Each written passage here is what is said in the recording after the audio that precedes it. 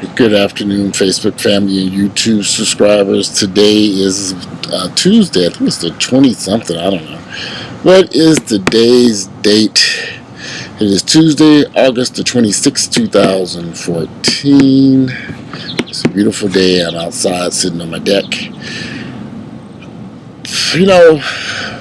Okay, so lately I've been doing all these videos about race relationships, race relations in America, racism, black folks, white folks, all this. But some of this stuff can be kind of depressing because you kind of get tired of dealing with everything being a racial issue.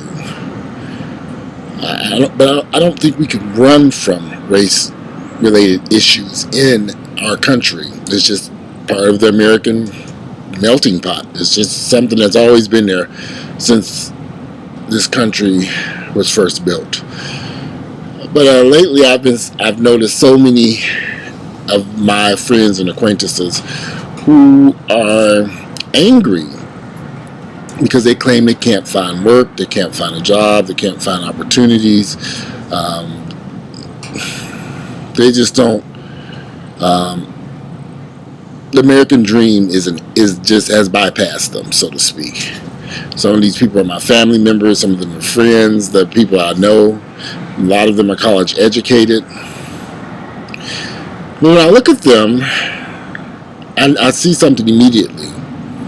You have so many African Americans walking around here who have now taken ratchet, ignorant behavior and made it normal.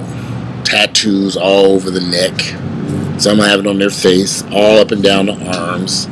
Long, nappy looking dreadlocks. Men and women. Beards not cut or trimmed. Just growing wild. Names, very Afrocentric names that,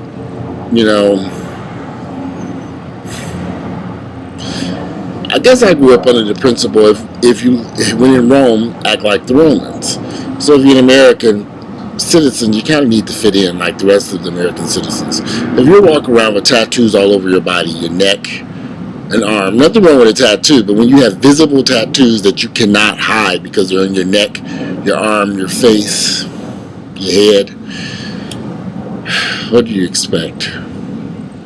You've kind of separated yourself from mainstream Americans, and now you can't get a job because you have tattoos all over your neck or visibly in your arm or face.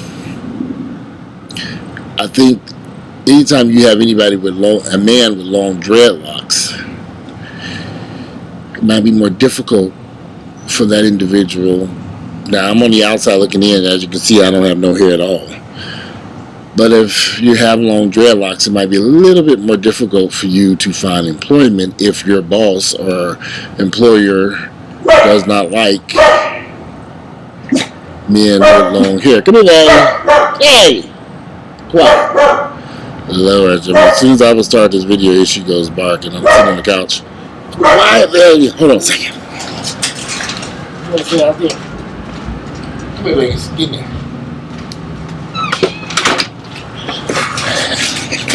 Well, I know this video won't be long because they're going to have a fit. I closed that door.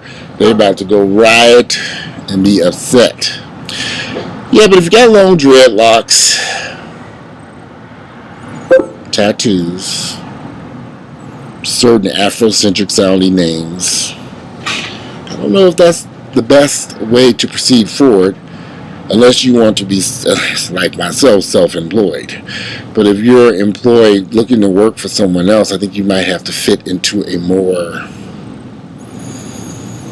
how can I say this? I know a lot of people feel that they have the right to do whatever they want to, and you can do whatever you want to. But if you're going to get tattoos and dreadlocks and all this other good stuff, and you also have to accept the fact that you might not be employable. Certain employers might not want you representing their company. Does that make sense? This is America. You can do whatever you want to. Just be aware that certain things that you do may have a negative effect on your life. And if you want to get tattoos all over your body, which you're welcome to do, just be prepared to be having to deal with the effects of getting those tattoos. And wearing dreadlocks and all this other good stuff. There's certain ratchet behavior that seems to be normal, what we can, so many people consider normal.